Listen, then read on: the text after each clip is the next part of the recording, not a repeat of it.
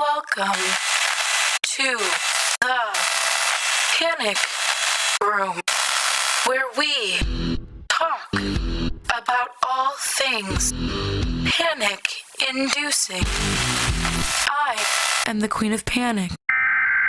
Warning, some episodes may contain content that may be disturbing to others. Viewer discretion is advised. Now let the games begin. We were together for about a year or so before I decided that she was the one. One day after work, I spent all of 4 hours at the local jewelry store trying to pick out the most beautiful ring I could afford.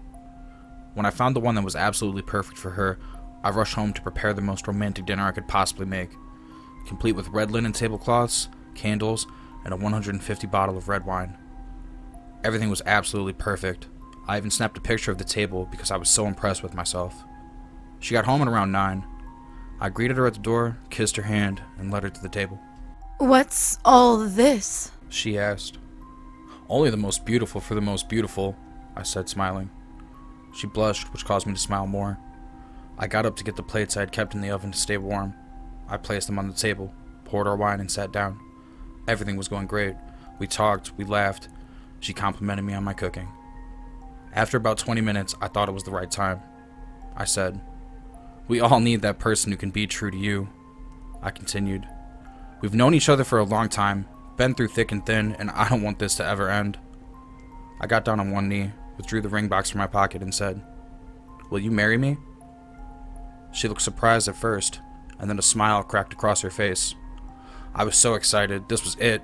My life was complete. She began to open her mouth. I was on the verge of tears with anticipation. But what began coming out of her mouth was not the long-awaited yes, nor was it a no.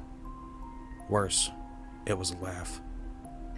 Not a happy moment laugh, more like someone just told you a good joke laugh. After she was done, she looked down at me and said,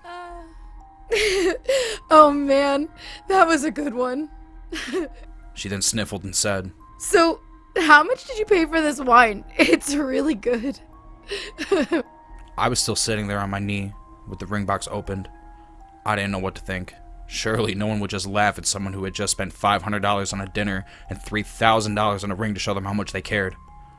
I got caught up in a blind madness. Something took over my senses and I lost control. I began laughing uncontrollably. Tears running down my face. I grabbed the nearest steak knife on the table and shouted, "Come here, you fucking bitch!" as I yanked her out of her chair, threw her on the ground, and drove my knife over and over and over again into her chest. I reached my hand into her mangled torso, grabbed her heart, and ripped it out right before her eyes. Looking down at her, I could see that she was still alive. Her mouth was moving as if she was trying to say something, and her eyes were fixed on me. I noticed a tear run down the side of her face. "Baby, don't cry," I said kindly. "Everybody's gotta die sometime." Before long, consciousness passed from her face. I placed her heart on a dinner plate, and I put it in the fridge. I looked down on her body and thought, now we can be together forever. I lifted her up and walked her into my bedroom, where we ended the night like a good couple should. This time without her complaining about pain and how her body doesn't bend that way. She was just perfect. I fell asleep that way with her in my arms. When I woke up, I noticed how cold she had gotten. In the better lighting, I noticed what a mess the steak knife had made of her once flawless body. I picked her up, walked her into the bathroom, and placed her in the bathtub. I let the shower run on her to clean the blood off. I watched the water flow with shades of red. Letting the water run, I mopped up the mess that was left on the floor from last night. I looked at her body laying limp in the bathtub. Some of the dried blood needed some scrubbing to come completely off. Her body was now perfect looking, apart from the 50+ stab wounds to her torso. No matter though. Nothing a needle and thread couldn't fix. I spent the rest of the day making her into my own personal piece of heaven. Every day from then on, we would dance, make love, watch TV, and cuddle. It was perfect. When she began to show signs of decomposition, I would do my best to keep her looking as beautiful as she deserved. I would leave her waiting for me in my bed, just waiting for me to come home. I would have a rush of happiness whenever I would see her lovely face as I walked through the door. I picked up a heated blanket to wrap around her abdomen and thighs to keep her parts warm. One day I was really missing her, so I left work early. When I walked into my room, hoping to see my darling's lovely face waiting for me like she always is, my bed was empty. Impossible, I thought, as I scoured the house looking for her. I sat on the couch with my head in my hands, trying to figure out what could have happened. Would someone just come in and steal her? Just then, I heard a loud crash come from the kitchen. I rushed in to find a figure hunched over, standing in front of the fridge with a broken plate at its feet. "Who are you?" I shouted. It turned around smiling. It was her.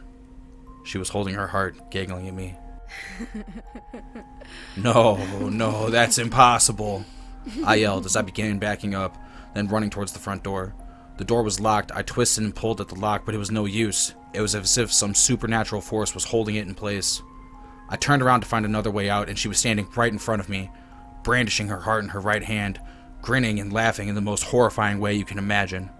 She tore open her stitches and placed it inside.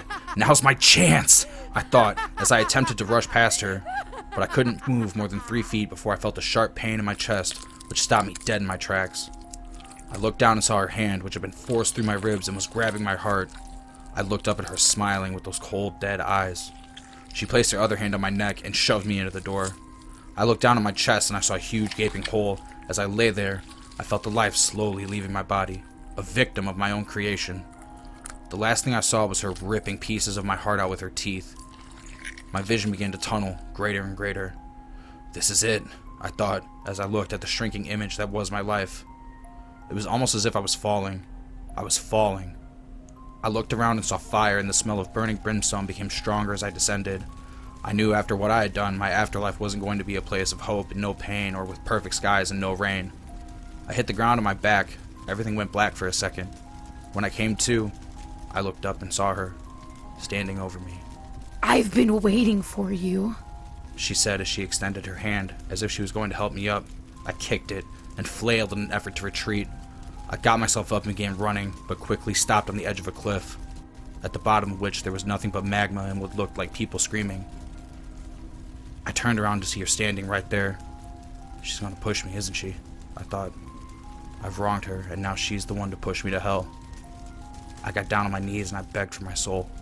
Please, I'm sorry. I never meant to hurt you. I just wanted to be together forever."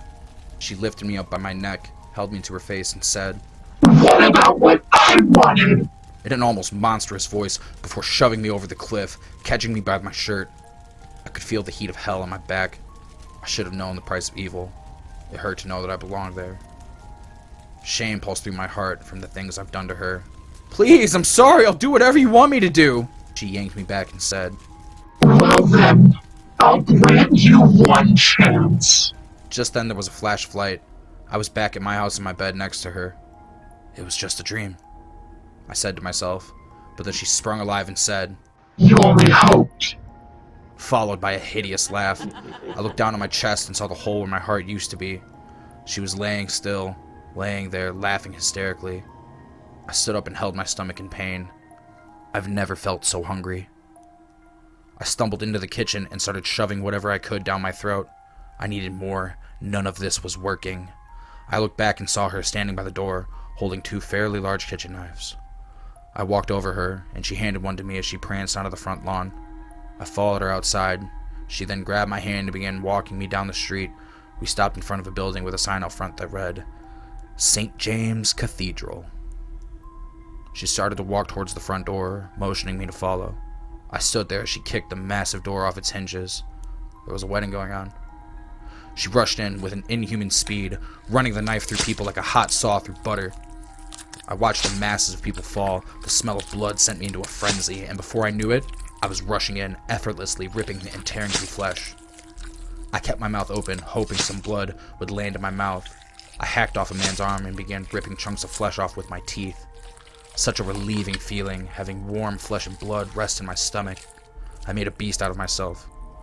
It would appear that I had just lost my mind, but it feels like I've gained more control than I ever had. In between bites, I was restlessly swinging the knife with my other arm, through flesh and bone, with terrific speed. The bride and groom stood there, holding on to each other. We both walked up to them, and with one swift, synchronized movement, sliced their heads from their shoulders. I took the veil and the ring from the bride and placed it on her head and finger. I handed her the flowers. The priest, marrying the previous bride and groom, was hiding in the back corner of the room. I dragged him over to the altar, stood opposite of my darling, and motioned to the priest to start the ceremony. He was shaking as he spoke. Do you want to take this man to death for the rest of your unnatural life? Yes, I do. She said gleefully. The priest went on. Do you want to take this woman to death for the rest of your unnatural life? I do, I said through bloody teeth.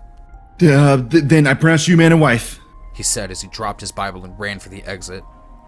I looked her into her black, enchanting eyes. Until the end, I said, as we shared our first kiss as husband and wife.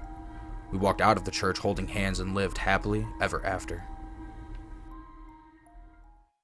If you have any stories that you would like to see narrated here on the channel, please go into the subreddit and submit them there.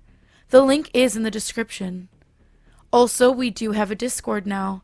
Thank you so much to Creepy Clown Girl for putting it together for us. You can come hang out with me and other narrators and get the party started, get spooky with us. That link is also in the description as well.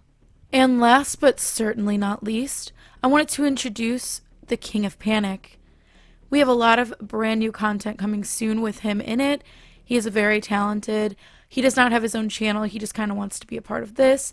So if you would like to hear from him once you start and you like his voice, stay tuned here. And as always, thank you for visiting the Panic Room. You have successfully made it to the next portion of your tour. Please stay tuned for your next prompt. Click the like button and subscribe to receive notifications for when the next portion of your tour is ready to join. Thank you for watching. Don't let the panic drown you.